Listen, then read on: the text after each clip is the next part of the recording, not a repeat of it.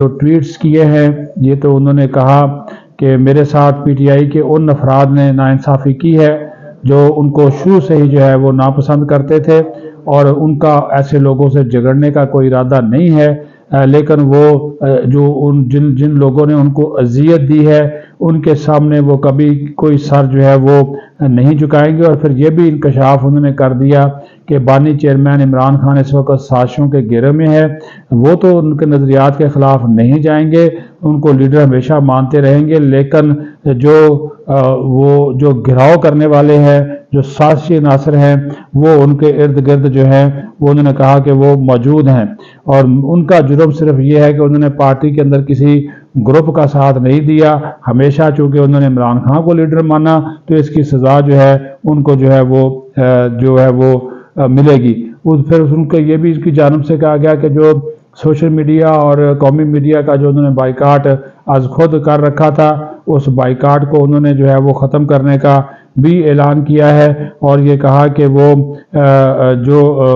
معلومات ان کے پاس اب ہوں گی، جو چیزیں ان کے پاس ہیں، وہ ساری کی ساری جو ہے وہ آپ میڈیا کے ذریعے جو ہے وہ اپنا نقطہ نظر سامنے لے کر آئیں گے۔ بہت سے راز ان کے پاس ہیں، پارٹی کے اندر چل کیا رہا ہے، کون طاقتور ہے، کون با اختیار ہے، کون کہاں پہ سٹینڈ کرتا ہے، یہ ساری چیزیں انہوں نے کہا کہ وہ ساری جو ہے وہ بتائیں گے، کیونکہ آزمائش کی گھڑی میں کارکنان نے ان کا ساتھ دیا، وہ بھی کارکنان کے ساتھ کھڑے رہے۔ پارٹی میں انہوں نے کہا کہ میں رہوں یا نہ رہوں، لیکن میں نے سچائی اور عزت نفس پر کبھی سمجھوتا جو ہے وہ نہیں کیا، اور انہوں نے کہا کہ میری اقدار مجھے یہ کبھی اجازت نہیں دے گی کہ میں ناانصافی کے خلاف رحم کی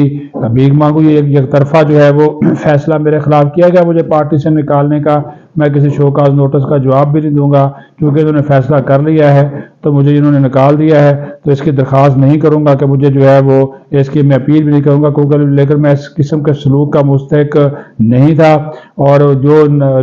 پاکستان میں لوگ موجود ہیں، پارٹی کے کارکن، جو پی ٹی آئی کے کارکن بیرون ملک موجود ہیں، ان سب کو چاہیے کہ اس ناانصافی کے خلاف جو ہے وہ آواز اٹھائیں۔ پی ٹی آئی کے وہ پارلیمنٹیرینز جنہوں نے 26ویں ترمیم کے دوران اپنے ہوش و حواس بیچ دیے تھے، پارٹی کو بدنام کیا تھا، وہ پی ٹی آئی میں موجود ہے، ان کو بلا وجہ نکال دیا گیا ہے، اور انہوں نے کہا کہ یہ ایک آمریت ہے، پی ٹی آئی کے اندر ایک آمریت ہے، جمہوری انداز نہیں ہے، تو اور یہ اگر اس سجارہ داری کو نہ روکا گیا تو وہ جناب یہ مکمل ناکامی کی طرف ہمیں لے کر جو ہے وہ چلا جائے گا۔ تو بہت یہ اعتراف انہوں نے کر لیا ہے، اور یہ بات حقیقت ہے کہ تحریک انصاف کے اندر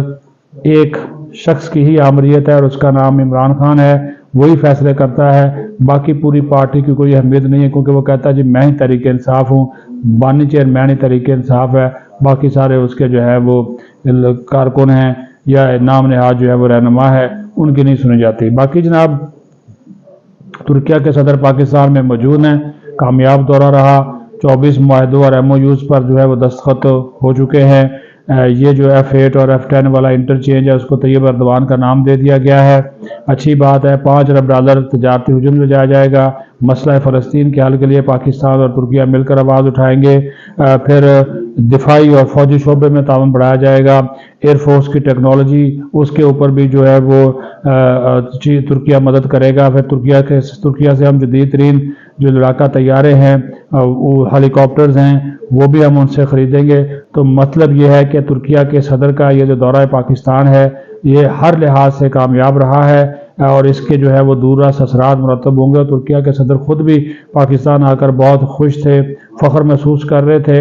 اور وزیر اعظم شہباز شریف کا تو آپ کو پتہ ہی ہے کہ وہ اپنے مہمانوں کا کتنا جو ہے وہ خیال رکھتے ہیں، اور ان کے پھر وزیر اعظم اور صدر آصف زرداری نے دونوں نے مل کر ان کا استقبال کیا، غیر معمولی